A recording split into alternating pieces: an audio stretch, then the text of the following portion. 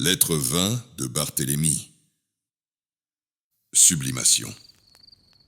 Le clair-obscur léger d'une ombre dansante sur le visage d'une statue de marbre retenait l'attention d'Elienzis. Apollonios, qui s'était tu, contemplait lui aussi la beauté de ce corps et l'adresse extraordinaire du sculpteur, la perfection des formes, l'harmonie des proportions. À cette vue, Elienzis soupçonna pourquoi Apollon, le dieu qu'il avait devant lui, était beau et devait être beau. Mais une question le taraudait toujours. « Dis-moi, Apollonios, as-tu connu un pareil amour ?» Son guide, plongé dans ses pensées, ne répondit qu'après un long silence de sa voix claire. « Oui, ce n'est d'ailleurs que pour cette raison que je puis t'en parler. Je fus moi aussi dans ma jeunesse un éromène, même si cela ne se faisait plus ainsi. » Et comment cela s'est-il passé ? C'est là une longue histoire, mais je préfère, pour te la faire comprendre, évoquer le rêve que j'eus avant que tout ne se produise et que j'ai gardé précieusement en mémoire. J'étais encore jeune à cette époque, la maturité n'avait qu'à peine touché mon visage. J'étais comme tous les jeunes gens, bercé d'illusions. Dans l'insouciance du sommeil, je ne percevais que des ombres sur les murs de l'existence et je les prenais pour véritables. J'étais endormi dans le creux d'un énorme serpent noir, qui se levait autour de moi comme s'il couvait son œuf. Ce fut là, dans cet antre sombre et humide, que me trouva mon Éraste. Ton Éraste, qui était-ce ? Comment était-il ? Reprit Elienzis, curieux. Comme pour rechercher ses vieux souvenirs, le regard d'Apollonios se perdit à l'horizon. Cet homme portait en lui la noblesse de la maturité et de la sagesse. Il apparut à l'entrée de la caverne. La première chose, sa beauté, son intelligence. Elle ne formait qu'une seule et même enveloppe. Sa divine apparence était sans mensonge. On aurait dit qu'elle irradiait de sa personne, comme s'il eût en son cœur un feu ardent. C'est sa lumière qui me réveilla. C'est elle qui me tira des ténèbres et me révéla son visage. Elle réveilla aussi le serpent qui m'entourait. Je le vis dresser lentement la tête, fixant du regard cet étranger. Je ne savais plus qui hypnotisait qui. Autant le regard du serpent hautement dressé à présent était perçant, autant celui de l'homme de lumière était pénétrant. Moi-même j'étais fasciné par tous les traits de cet inconnu et mon œil ne pouvait plus le quitter, comme il ne pouvait plus non plus me quitter du regard. L'homme, alors, s'avança vers moi et sa lumière envahit toute la grotte. Il me prit la main, me réchauffant tout le corps de ce divin contact, et me dit « Enfin je t'ai trouvé, je suis venu pour toi car toi et moi nous sommes les mêmes. Contemple-toi dans le miroir de mon âme. » Regardant dans la profondeur de ses yeux, j'y vis l'infini du ciel et l'éclat des astres. Le vertige me saisit. Je sentis près de moi le serpent vibrer de tout son corps. Sa robe terne et obscure se colorait de 1000 feux. Ce furent d'étranges sensations. J'avais l'impression d'être en face de quelqu'un que je connaissais depuis toujours. Autant le désir montait en moi, autant je voulais tout savoir de lui, comme si ce qu'il pouvait me dire de son propos tenait de moi aussi. Et c'était bien le cas. Je suis venu du ciel, m'avait-il dit. Je suis venu par amour pour toi. Il me prit alors et de sa main toucha ma poitrine. Toute la lumière qu'il avait en lui passa dans ce contact. Je fus entièrement investi. Le serpent dressé se transforma lui aussi. Je vis son corps dense et sombre devenir diaphane et lumineux. Je le vis entièrement embrasé de lumière. Tel est Eros, ta divine mon pur, m'avait dit mon surnaturel amant, dont le corps, fenêtre de son âme, était tout entier comme un divin aimant. Tout le magnétisme, toute mon attention, tous mes efforts étaient à présent dirigés vers lui. Il était mon pôle, mon orient, mon aimant, mon guide de lumière. Il me mènerait hors de ma caverne d'illusions, de doutes et de solitude. Il m'ouvrirait les portes que je ne soupçonnais même pas. Il serait l'amant dont l'amour véritable sur le corps du dragon d'or saurait m'emmener au 7e ciel. Au 7e ciel, que t'a-t-il dévoilé ? Cela, naturellement, seuls ceux qui ont connu un pareil amour peuvent le savoir. Pour ma part, j'appris qu'à la stérilité de l'amour charnel répondait une insoupçonnable fécondité spirituelle. Car des étreintes paradoxales du même pour le semblable naquit un enfant sans père ni mère. Un enfant sans père ni mère, quel fut son nom ? Intelligence. Et quels furent ses premiers mots ? Connais-toi toi-même. Elienzis resta longtemps songeur après qu'Apollonios lui eut raconté son rêve. Il touchait là à quelque chose de bien mystérieux. Dis-moi, Apollonios, ce rêve se réalisa-t-il? D'une certaine façon. Que veux-tu dire? Oh, je te l'ai déjà dit, mon ami. Eros peut nous porter dans ses cieux lumineux, mais il peut aussi nous engloutir dans les pires tourments. Contempler un beau garçon désirable sous tous ses aspects suffit à emplir le cœur de l'amant de la plus grande joie. Son absence, la distance, le plongent tout autant dans la tristesse. La souffrance le harcèle sans relâche, jusqu'à ce que la vue de son aimé apaise ses tourments. Il veut suivre son protégé, l'accompagner partout. Il ne supporte pas de le voir loin de lui. Cela est aussi vrai pour les Romaines. Lui aussi peut ne pas supporter de vivre loin de son Éraste. À ces mots, Apollonios s'arrêta quelques minutes, fixant Elienzis de son regard intense, puis reprit lentement. Libérer l'âme par la force d'Eros est un chemin qui n'a rien d'aisé. Totalement incompris du peuple, parfois ceux à qui cette mission a été donnée se trompent aussi. De quoi parles-tu? Apollonios retint sa réponse, hésitant à parler quelques instants, puis, alors que son regard un peu attristé se posait sur Elienzis, se fixant sur son visage, glissant sur ses traits, s'éternisant sur son corps, l'homme dont l'apparence et l'attitude ne semblaient connaître aucun écart, reprit calmement. « Vois-tu, Elienzis, ce que l'œil du Logos m'a pris à percevoir en l'exerçant suffisamment, c'est que toute chose aspire à retrouver son essence, son lieu d'origine, le plus intime et le plus intérieur qui soit. Et là réside le véritable sens de la philosophie, libérer l'âme de son exil.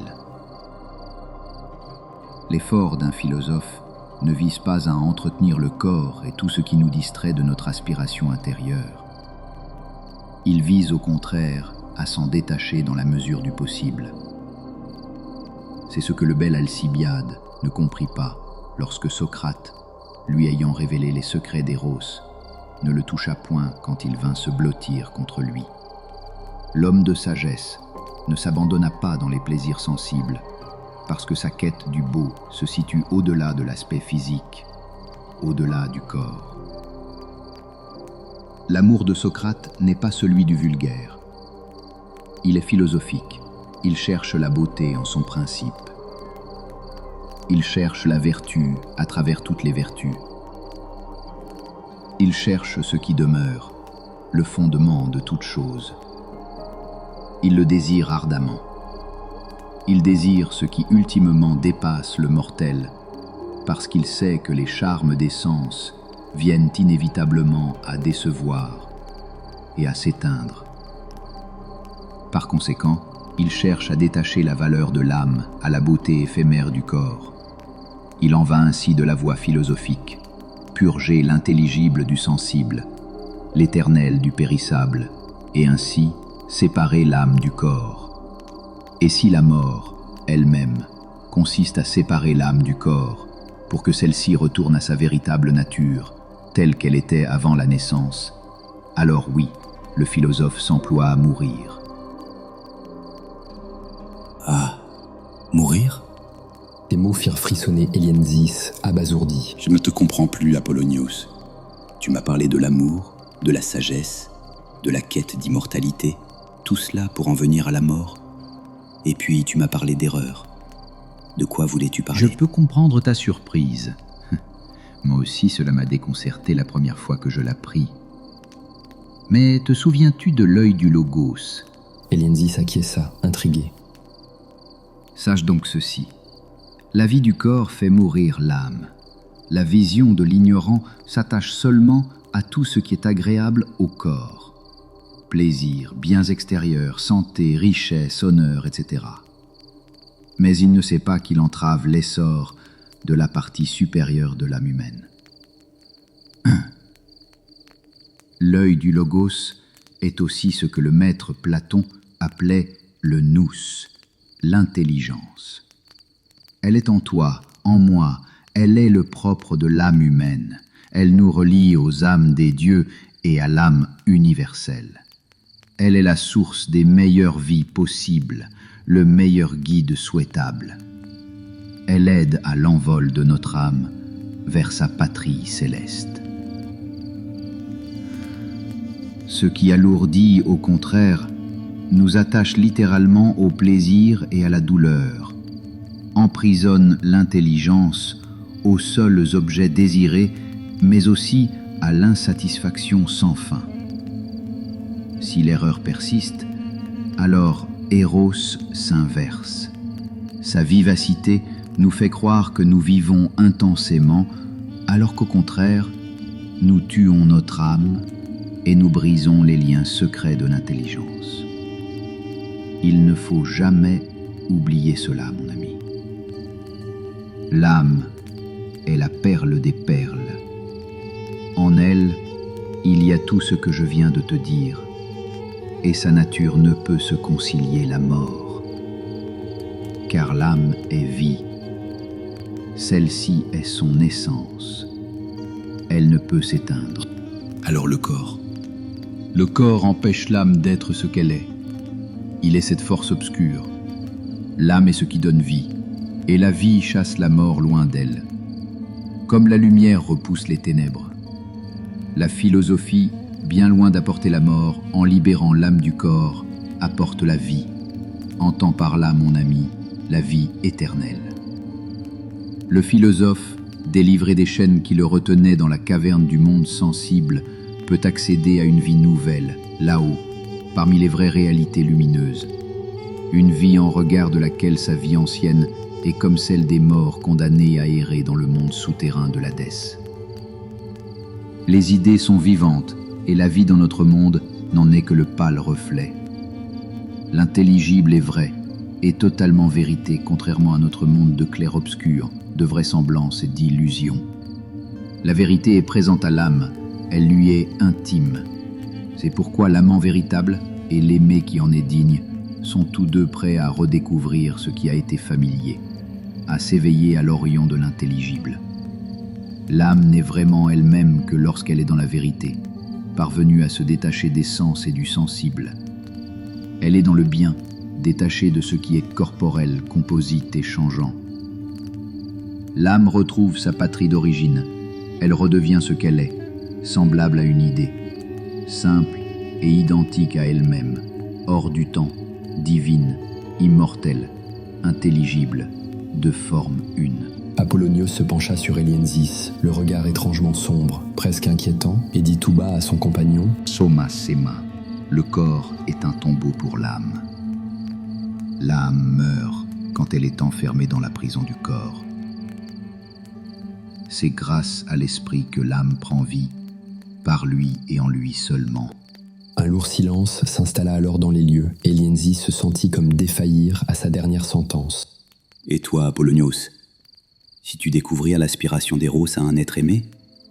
demanda candidement Elienzis, comme soucieux de fuir l'atmosphère qui se faisait plus lourde. Il dut vite déchanter quand il vit le visage de son guide se ternir. « Oui, je suis longtemps resté fidèle à mon amant de lumière dont je tairai le nom, mais étant peut-être, dans le temps qui fut le mien, l'un des derniers à garder ce genre de pratique.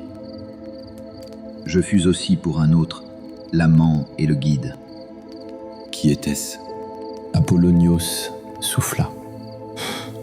Était-ce la lassitude ou une déception, à peine cachée? Cuit, se ravisant. Il s'agissait d'un jeune homme venu d'une contrée lointaine et brumeuse du nord, là où le soleil se couche, je ne sais plus trop d'où exactement. Il se nommait de ce doux nom qui lui sied tant, Érastophane. Mais cela importe peu à présent. Je n'ai plus qu'à souhaiter que, pour lui, son corps ne soit plus son tombeau. Puis soudain, comme s'il s'était aperçu qu'il avait omis de lui dire quelque chose, Apollonios reprit. C'est cela qui nous rend tristes, cependant. Nous rendre compte que le corps est un obstacle nous chagrine, car ses jouissances nous paraissent si vraies et si intenses. Mais tout cela n'est que fluidité. La beauté charnelle de l'éromène ne peut faire oublier que, pareil à tout ce qui vit, il n'est qu'un cadavre ambulant, voué à la mort. L'âme doit-elle suivre le chemin du sensible et s'y aliéner pour disparaître avec lui? Non.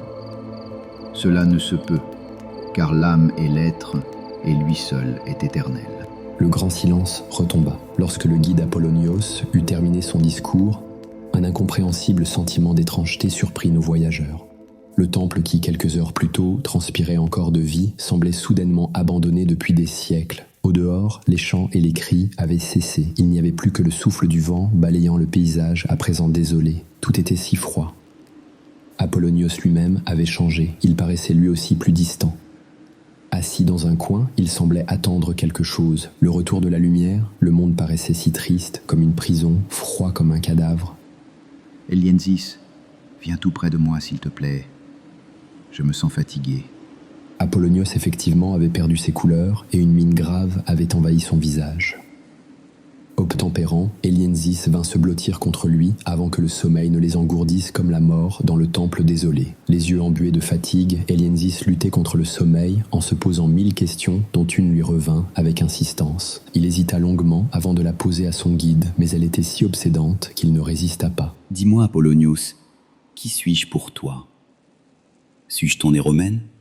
Apollonios, les yeux clos, esquissa un petit sourire, puis, faisant mine de se réveiller, regarda le jeune homme timide et torturé, blotti contre lui. Avec tendresse et sans cacher son affection, il passa sa main dans ses cheveux pour lui caresser le visage, puis il dit « Si je suis auprès de toi, mon ami, c'est que je suis un être qui admire la beauté. Et tu es un être admirable et désirable. » Elienzis était rassuré. Si Apollonios le trouvait beau, s'il éprouvait du désir pour lui, c'est que cet homme noble de cœur et d'esprit le mènerait à coup sûr jusqu'au terme de sa quête. Il pouvait s'endormir sur ses larges épaules,